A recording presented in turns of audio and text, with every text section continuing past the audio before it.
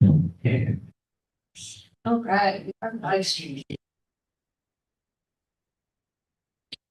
Alrighty, I think we're unmuted. So, Great. well, You pull up the agenda? sure.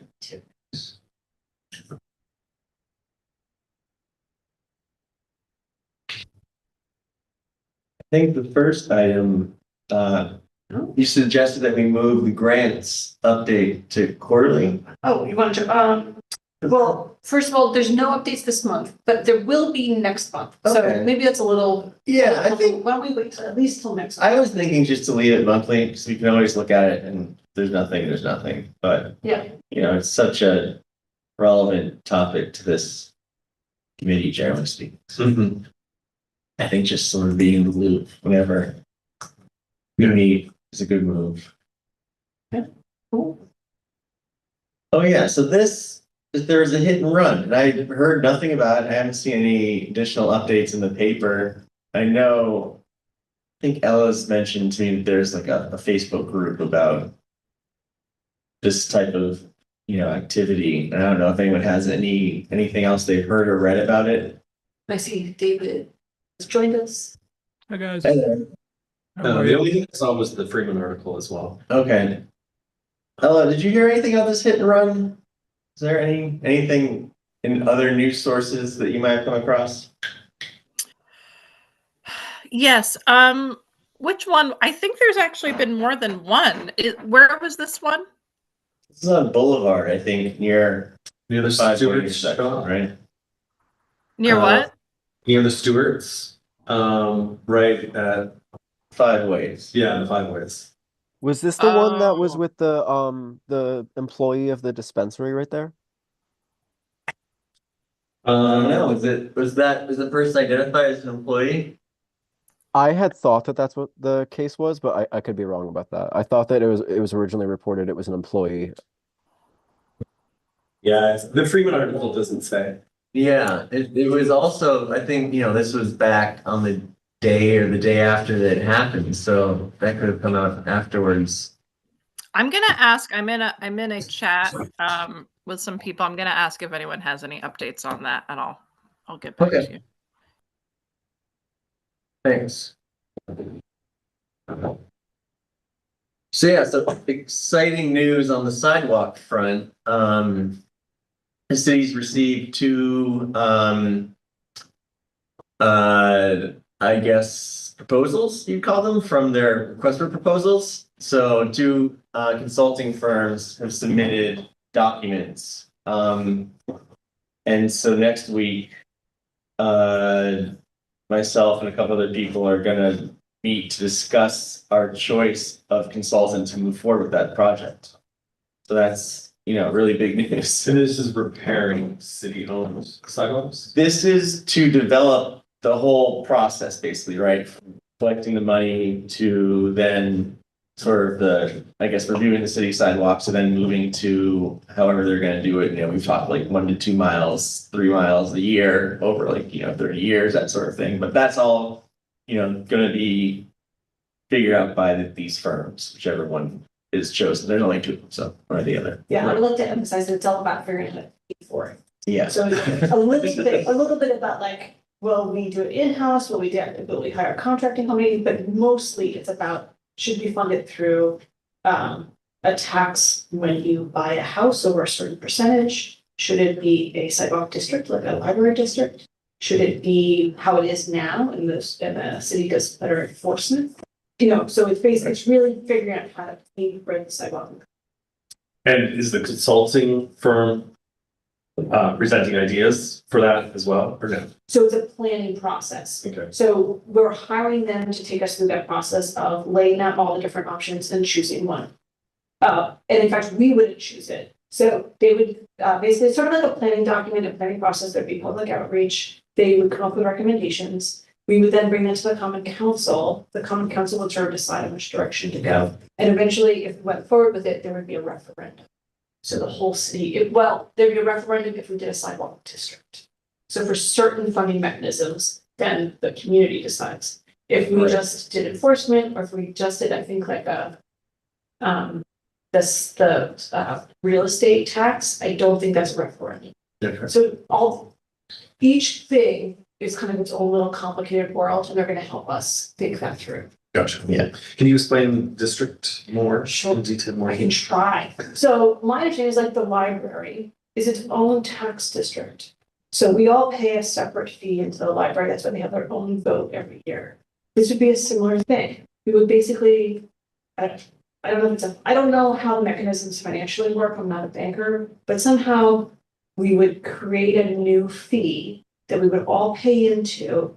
And then that organization or board would then improve the sidewalks. So it would be a little bit, I'm not sure what its relationship it would be with the city of Kingston, but I think it would be more stable than if we just put the money in the budget, for example. Right. Because the different mayors, different common councils could take that money back out again. Right, this is sort of like an independent body that's focus is, or semi-independent I in some really ways. I Okay, really shouldn't talk, I really don't know yeah, some relationship, like the land bank is not technically the city of Kingston, it's its own entity, but was born out of the city of Kingston. It's a public agency, so it's something maybe like Okay. Right.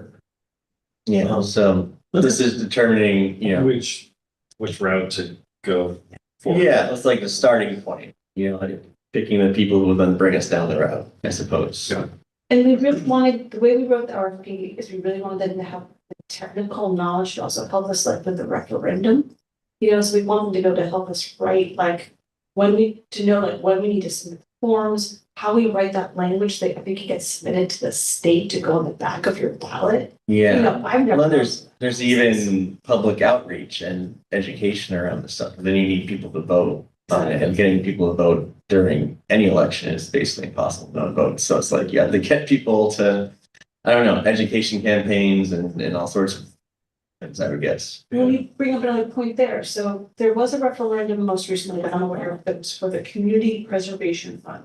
And the city and city staff couldn't advocate for it. So we needed a not-for-profit agency to do what you're talking about, which is please go out and vote, or here's what this actually means on sort of public engagement.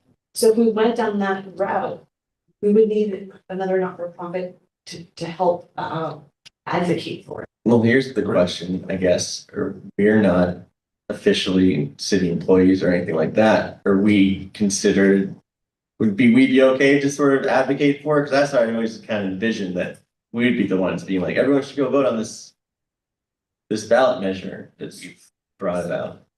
Like you, Paul, you can do whatever you want. Right.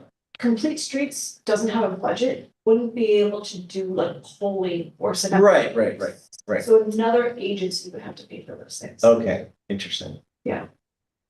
We ideally we would need an advocacy group too. Yeah. Or for the Community Preservation Fund, I believe the Kingston Land Trust, if that kind of work. So if there was another Yeah. not-for-profit partner that was interested in walkability in Kingston, Right. ARCal, maybe No there's. or something. I mean, in the past, it could have been by Friend Kingston, it's no longer advised by Friend Kingston, have that be the advocacy partner. Hmm. So if, somebody wanted to grow out of the YMCA, they do Yeah, something like they that. do. Yeah, they do. I wouldn't be able to help with that at all. Okay. Well, So, but that's like 4 steps down the road. yeah. First, Like it at first. I'm excited, we're gonna get to review these proposals. Yeah, I just opened one of the files and I was like, oh, it's 65 pages. I'll have to put some time aside to actually dig into this. You'll see the score sheet, you can sort of read for the content. Basically, the things that we score it by is usually the prior experience, the experience of the staff of the company. If we think they understand what we're asking for and will do a good job, that's key. Mhm. And then the budget. So, we'll discuss all those things. And then basically, then I think we come up with, we're recommending it. to them. Right, you're recommending something. Yeah. Well, that's exciting. Yeah, it really is. Step. I mean, it's gonna be a long process, but at least I mean, it's starting. It's starting to feel more concrete. For a long time, it was very sort of theoretical and giving it to somebody else and then being like, okay, I guess that's it for a while and not knowing when you're ever going to hear anything. But this was, exciting to get that email. So, bring updates to the next meeting. Let you know what happens. Great. we go back to the agenda. The next thing Oh, was just Fossil Flatbush. Ella's put in the chat, an arrest was made regarding the hit and run according to Chief Tinty. Oh. Good news. And I just made the chat so that you can all, so that it's open to everyone. Sorry about that. I have to change the chat every single time. Okay. Dates on the safe and accessible Flatbush and Vauxhall. Oh, yeah, so there's the meeting last night in the city, in the Common Council chambers. Seemed to be pretty well attended.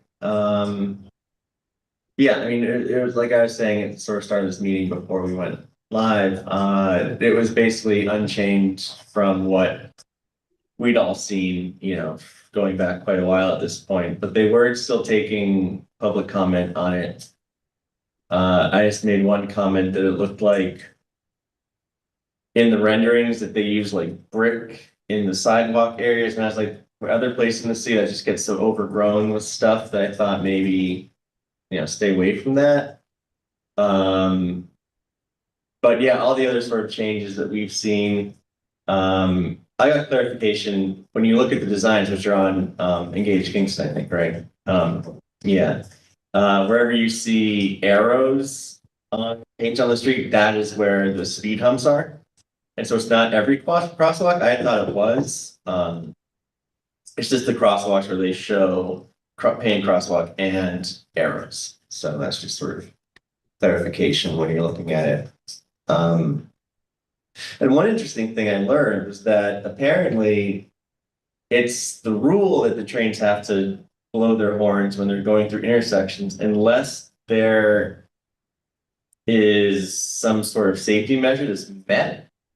And I think the thinking is that this redesigned crossing at this, you know, the CSX crossing over here would possibly be up to snuff. And so they might not have to lay on their horns. Because we were all talking about the trains and how sometimes they go down and then have to go back and then go back down again. So it's like 3 times they're basically just like doing the horn the entire time.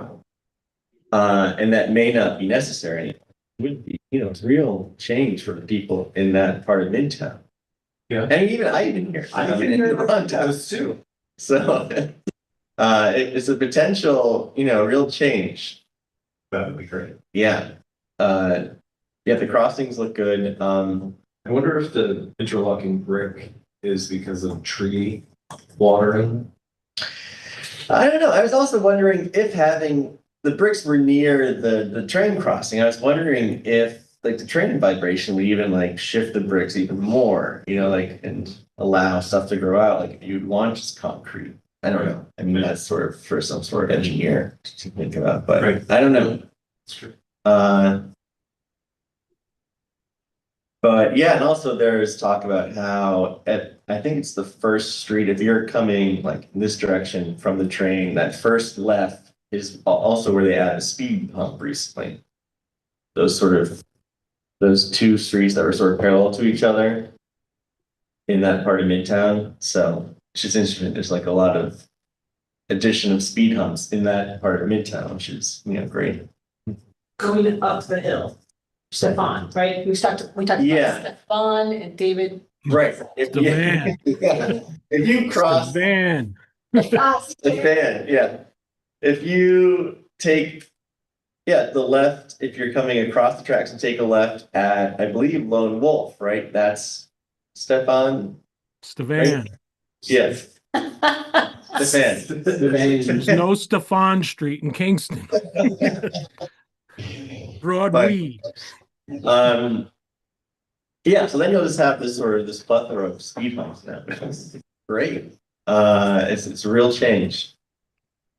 So what's the next step on the Vauxhall? Well, I suppose, I think, the feedback is still only being accepted for a short while longer. So if you do have additional feedback, you know, the forms basically said just email John Schulteis. So I'm sure he'd be thrilled to hear, any other ideas people have. There is talk about, you know, like a couple of the intersections, there's only crosswalks painted at like 2 of the 4 sides of the intersection. He's like, well, put a comment in, send it in. So, if you take a look at the designs and still have feedback, now's the time to get it in because I think it will be firmed up soon. Can we leave that feedback at the Engage Kingston page, or is there another place for that? It doesn't, so I can't find the plans on the Engage page. Yeah. And These forms, I'm pretty sure, I think they literally said just email John Schulteis's city email address. So, Okay, So- all right, thank you. you can always ask him, like, is there a better place for me to leave this feedback? But, here's an idea.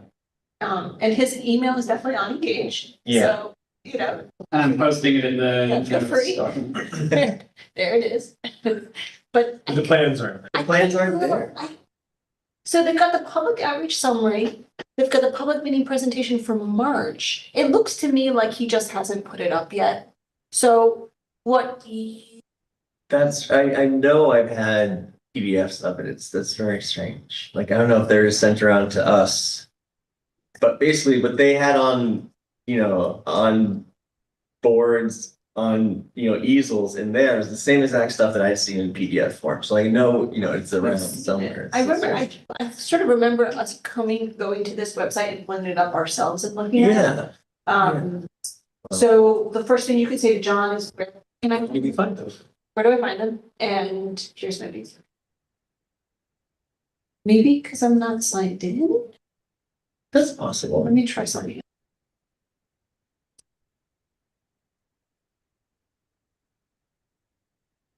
But, yeah, So that's gonna, comments are gonna stay open for a little bit longer and that will close. And then they'll Yeah, and then- finalize the design. right. And then, the sewer work starts first. Right. So did he talk about property acquisition at all? Some of that takes. No, I think they're doing, I overheard a little bit that they were basically doing whatever they could to stay away from that. I know some of like the parking design and stuff like that was done to not have to sort of deal with that. It's just as timely and costly. I think you can add like a full year to a project. Maybe the downside to that is that I think that like geometry of the road can't change. Right. Right, which I think is probably why you're seeing, like there's interesting in the sort of streetscape images, there's never any painted bike lanes because the bike lane has to be 5 feet, I think it is, and these are only 4 feet. So they're sort of like when you're going down Broadway towards McEntee, they have these wide shoulders, but they're not officially bike lanes. Right. It's the same sort of thing. Chance it. Yeah. Will these shoulders on Foxhall, is parking going to be allowed on those for the section that's like by Dollar General? I don't know. If we pull up this design, we could take a look. Okay, all right. I was just wondering because I mean I would obviously hope not because they're pretty wide. They could really make good Yeah. kind of de facto paths for people to use bicycles on. But if they were just kind of used as parking, then obviously not. Right. Yeah, and Well, I think I mean, part of the yeah. problem is that people already do park there, so getting them to stop parking there is gonna Right. be. Yeah, exactly. Yeah. Well, I mean, they take a rip now. And just to clarify, those 4 foot margins, are those advisory bike lanes like on Jansen, or are those going to be hard, like a solid white line? They're solid white lines. Like on Broadway. Yeah. Oh, good. All right.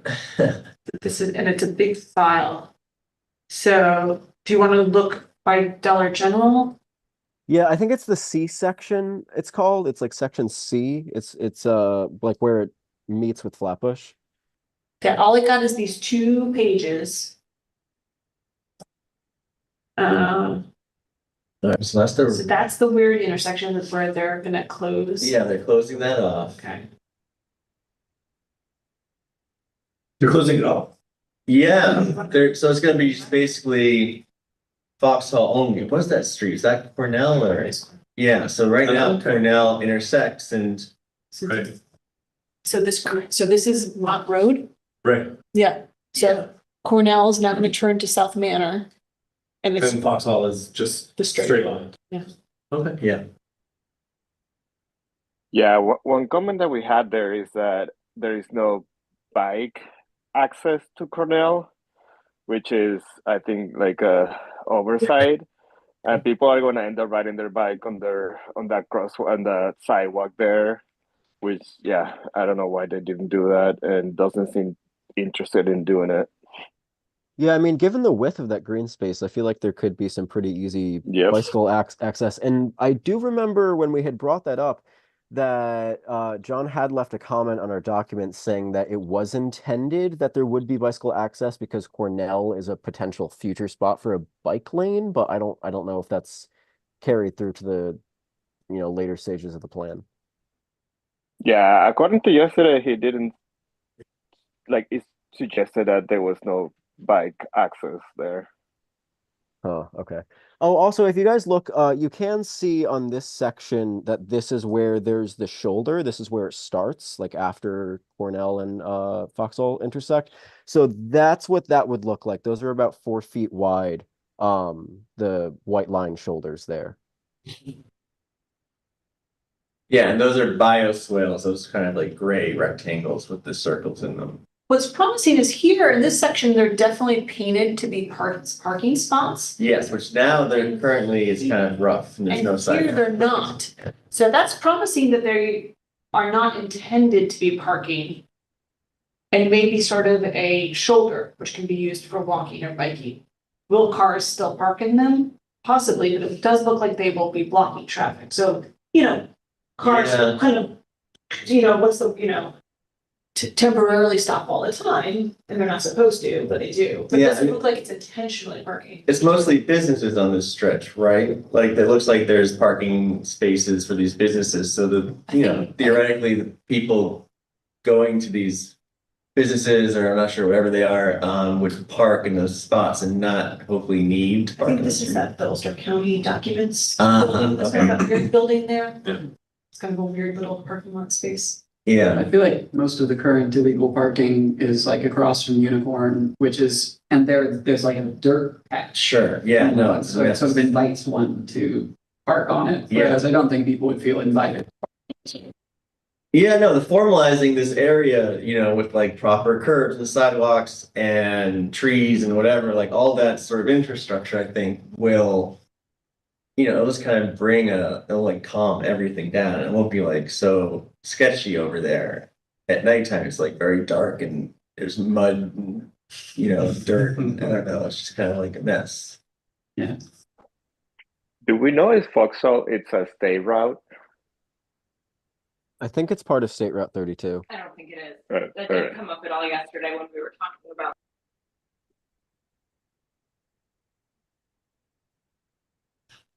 Yeah, because 32, I think, is Flatbush. I don't know. For some reason, I thought it continued down, but that might not be correct. Yeah, I thought I remember there being pushback about making the lanes narrow or related to it being state route.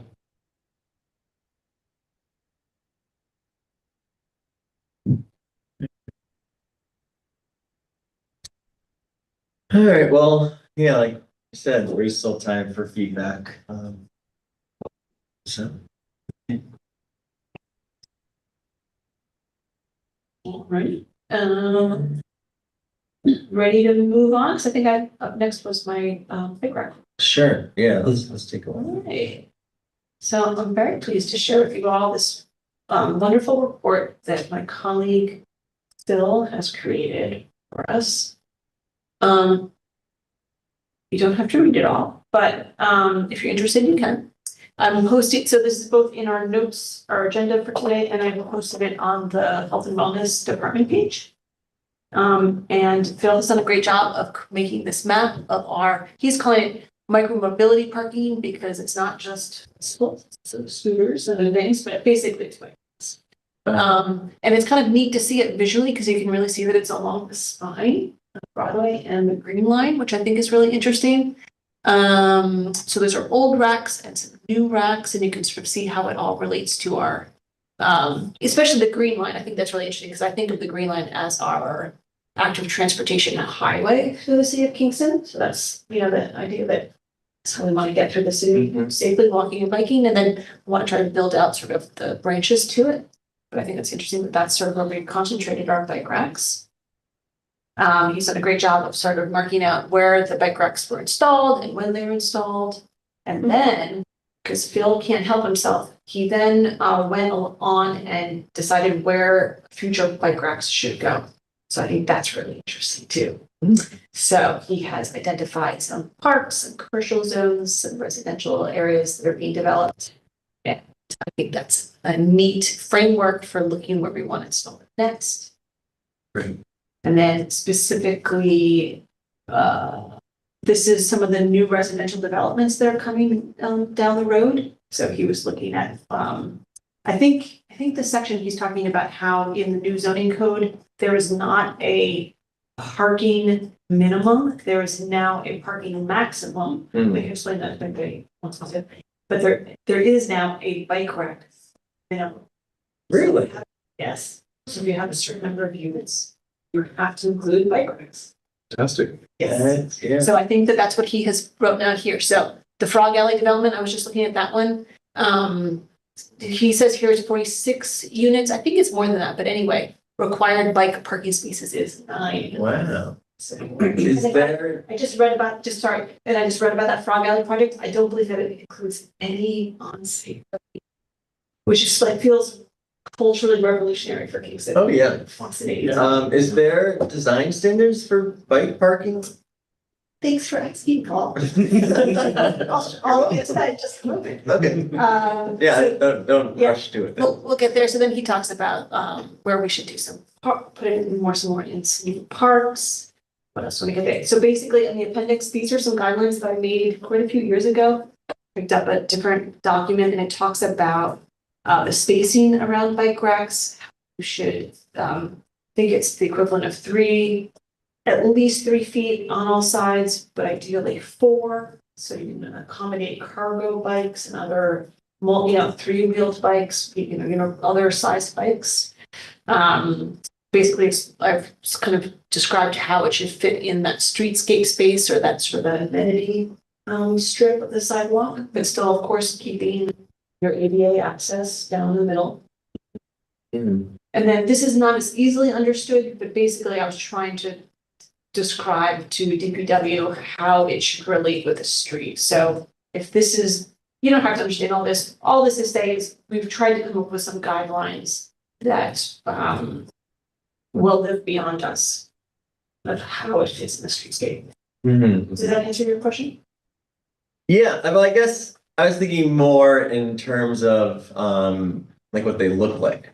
Oh, that we had a little bit. So Bike Friendly Kingston many years ago recommended to the city of Kingston they're like those top 3 bike racks. Okay. First, like the key, if we have the money, we want the key is the circle on the post. That's Yeah, the one in front of the old Ollie's. Yeah.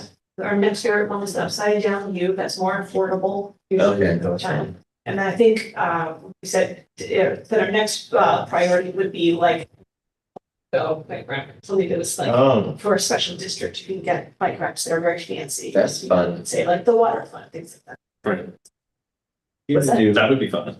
Yeah, right, that's. So if we got a grant We got or, lots of money. you know what I mean? Yeah, or like a business improvement district. Yeah, Wanted right. to like uptown or the waterfront, decided they wanted to do something, we could recommend to them that they do fancy bike racks. Wasn't there design, I remember it was uptown across from like the old S church that like people didn't know what it was. You're talking about the lips, which are. Yes. now. Okay, I remember there was something and we're like, what is that? You're like, it's a bike rack. So it's at the Yeah. post office, it's at Cornell, and it's at what's the building right next to the. We were just on the Foxhole Flatbush, that whatever that housing development is there, Shirt Factory. Shirt Factory, the Lace Factory. Lace Factory, it's Lace Factory, I think they have one too. Okay, But their lips. Yeah. Please lock your bike to them, it's a so bike people rack. know, yeah, Please. okay. Thanks. Oh, Ellis got me next. Oh, you was Susan? Oh yeah, hi. I just wanted to say that just going back to the parking thing, I just don't know if everyone's aware, we actually have a parking task force. and we and the city got money to a park study, and I really don't have any updates on that, but I know early this year, the city got $100 to do a study of the parking. So I don't know if anyone here knows anything about that, but it could be interesting to have connect with the parking task force as well. Get some information from them. Yeah, I don't know if I remember when we were presented with the parking study to sort of advocate, if we want to support it or not. It would maybe been interesting to add bike parking to that. I don't think that was part of it, was it? I really don't know any update about them. Yeah. Thank you for saying that, Ellen. That rings true to me that there is a parking task force, but I don't even know like who's the liaison for it, but I can try to find out for next time. That's interesting. Yeah, we'd be happy to have them here. Yeah.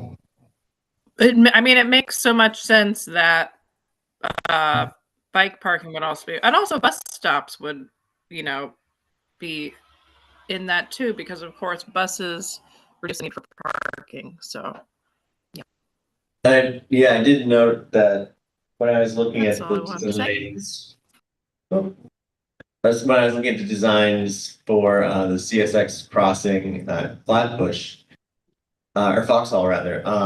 They had in the design, in the sort of in the image, bus stop, and sort of like carved out for it to pull over and all that sort of stuff. And I was like, well, that's kind of, I don't know. I mean, that's sort of what we've been talking about forever, the idea of like having consistent bus stops throughout the city that are sort of well designated, easy to find, and like you can have shelter and all that kind of stuff. But yeah. I don't know.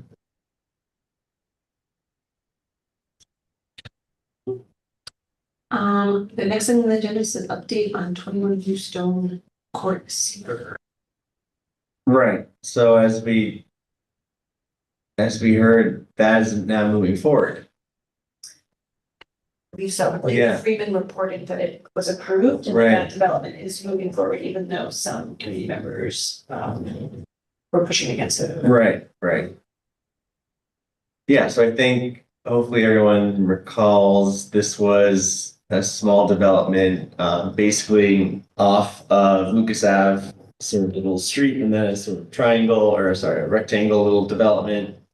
With, what do you say, 42? No, it's only 15. 15? It was Originally, It right? was originally approved to be a 46 unit. Right, okay, so now, yeah, they pared it back quite a bit. But then the developer pulled out that, citing like financial issues or whatever. Yeah. And they scaled it back to 15. But it's gone back and forth a few times. Right. How many duplexes and how many multiplexes and stuff. But it seems like they just finished the environmental assessment and they approved, even though it's a negative. Because Right. negative harm, I guess, is what it means or something. Right, so no harm, so we can see Yeah. it, right, it does sound a little. Yeah. And I think that document that they sent is that environmental review. I think that's what this is. Yeah, I quickly skimmed it before, and yeah, it's a, nothing was found here and it's found here, and so it's fine. I guess theoretically, since we've been on these email distributions, will we be kept in the loop as sort of as it moves through the development process, or? I don't really know the answer to that. I don't think there's anything more that I think they're just letting you know this project has been approved by Seeker because you're interested. Okay, I don't Sure. think there's an action. yeah, it was be You interesting can to always see. reach out to the planning board and ask for clarification on what Sure. that means or what the process is or what, when we can expect to hear from them. I think we'll just be curious to sort of see, the layout, the street design, because is this technically? I guess I'm kind of curious, this is all private, like, is the city, is John Schultz gonna be included in the sort of like layout of this place, or this is all, they're gonna like build their own streets and sidewalks in their little development, we have nothing to do with the city? As far as I understood, it was Okay. all sort of privately done, and there was some sort of there was an effort to make the development walkable. Right. But then there was complaints from the neighborhood saying that, well, there's no sidewalks on Lucas Avenue, so. You're walking where? So, you know, it's great that we can make this little development walkable, but it doesn't matter, you know, but maybe in the long term. Sure, like, it will put. theoretically, it will connect It will connect. with our sidewalk district. So if, you know, it's this thing back and forth. Let's see, yeah, how far down is it? Are we able to sort of see in this map, how far down, like where in regards to like Forsyth Park that is? Yeah, it's kind of up the hill from Forsyth Park, so here's Forsyth. Okay, so it's a little past it. You might still have sidewalks out there. And there is I think sidewalks. there are sidewalks up to that point of Lucas. No, The article in I think it was a Freeman article said that there were no sidewalks connecting the new I development. think it's like right around here that it ends. Yeah. It's like right around here. Okay. But you know, there is on Burhans, there is on Alcazar, there's not on Voorhees. But yeah, Right. Then the school's back up there, right? yeah, schools back up here. Okay. And right. then what we're looking at right now is the planning board website. And so for any of these projects, you can always go, and I believe that the engineering plans that you're talking about should be on here somewhere. Okay. And I see that Elle's got her hand up again. Okay. Hi. Sorry, when I put my camera on, it's not good quality, so I'm going to keep it off. Well, I want to say two things. One is that just so everyone is aware, there was a young woman who was killed, who was a pedestrian who was killed by a car hitting her, and it was on Lucas. I think it was kind of up Lucas more near the gas station, but I'm not totally sure. And this was probably like 10, 15 years ago. David, I don't know, maybe you Yes. remember. It was right at the bottom of Lakeview, At the bottom of Lakeview. Okay, so Yep. kind of back there. Yeah. kind of right in that whole area there. Okay. Yeah, so that's that's just one thing to keep in mind, because it is obviously people live there and they're going to walk there no matter what, and whether it's Yeah. whether it's safe or not. But the other thing I wanted to say is, I believe that, you know, I've actually looked at maps of Lucas Ave because I remember this people were having this conversation, and when you look at a map, it looks like the city property actually extends into areas where people have grown bushes and you know have landscaping and things like that, but it's actually not. It's actually city property. It's not their property, and it would be where its sidewalk should be there. It's just that the people are kind of infringing on that property. I mean, maybe someone else, unless I could be wrong, but that's what I believe. So it's kind of like the idea there's not sidewalks there is kind of just highlighting the point that people are, you know, doing what they shouldn't be doing, which is not having a sidewalk, and because homeowners are responsible for maintaining their own sidewalks. This is from what I understand, even though it's city property, the homeowners are responsible for maintaining it. So tell me if I'm wrong, but thanks. I believe that's correct. Yes.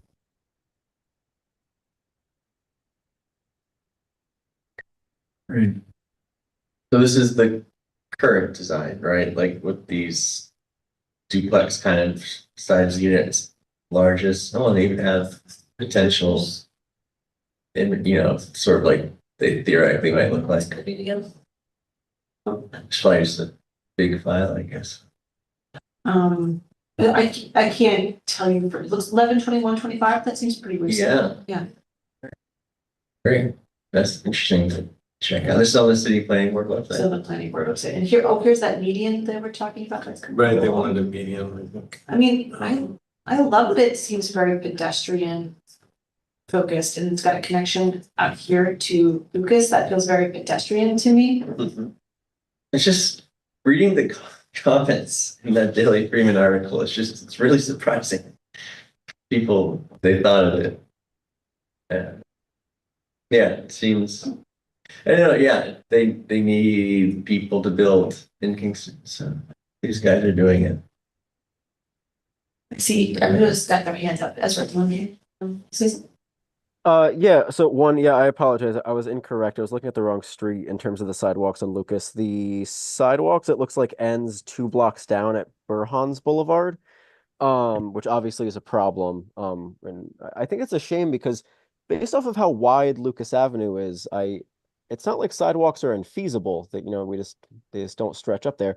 But I also will say in terms of like the walkability, like the access to the rest of the city from this neighborhood, I do think that some of the concerns about, there not being sidewalks on Lucas, aside from the safety aspect, which is a problem. I think that in terms of actual access to the rest of the city, it's not as much of a problem as some people made it out to be, because I will say that I used to live right across the street from there, on Merritt Avenue, and pretty much everybody would just walk through Forsyth Park to get down to the rest of the city, which is what I'm assuming most people would do if they lived just on the other side of the street. So I really like how pedestrian friendly this whole thing is, and very walkable. And I would like to see Lucas Avenue itself become safer and more walkable, but I don't know that this is going to be as much of like an island as some people are presenting it to be. I think that it's pretty easy to access the rest of the city through the Forsyth Nature Center. Well, then it becomes interesting, because this is a private development. The city may need to step in and maybe paint some crosswalks or redo some signage around there so people stop and the people can cross the street to get to Forsyth Park easily, or whatever it might be. I don't know off the top of my head what the street sign situation is like over there, and how easy it is to cross to the It's park. definitely difficult to cross Lucas Avenue itself. It would be fantastic if, the city could make an effort to kind of facilitate this private thing by making that part easier to cross. Because I know there's plans to put sidewalks in Marilena, which, runs right over to Forsyth and could create a much better sidewalk network. But yeah, I think this has a lot of potential. I like it. Right. Yeah, look at that.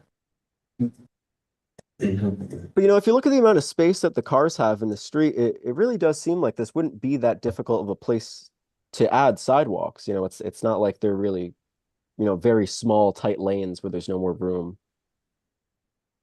And also, if you did, if it came to infringing on the private property there, you're not taking anything. It'd be a couple of feet of grass. So, yeah. That might be beyond the pale. I don't know. I'm seeing utility is the biggest issue. Uh-huh. Look like they're right in that sort of sidewalks.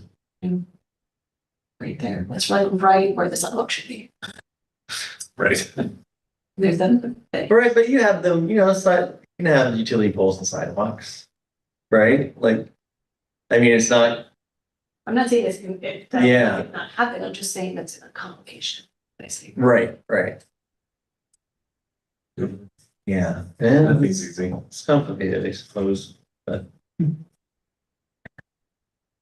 I'll have something else to add. Oh, no, sorry. My hand was still up. I'll Sure. That was the agenda. All right, was there anything else? Anyone want to bring up? I know that there was some discussion about snow clearance, which will probably be rearing its ugly head again with this snow that kind of came out of nowhere. So, is there anything anyone wanted to discuss related to anything? I really recommend that you post pictures in 311 of Yeah. accessible sidewalks, because they're so bad right now. Yeah. The more you document it, the better. Now, 311, Calling. I don't know. I always do the app because you get responses. Ooh. Yeah. And you can submit a photo. Yeah, That's a great way to document it and be, I'm shocked at how bad it is, like right out here by the high school where there's hundreds of kids walking everywhere. Right. It's like really bad the last week. Yeah. Yeah, no, it's just a good reminder to this time of year, a reminder to use 311 when you see stuff like that. Is the app just called 311? Kingston 311. There's a link to it on the Kingston website if you can't find it. I can see. Yeah, it's quite impressive to me that a city of this size has its own app like that. Yeah.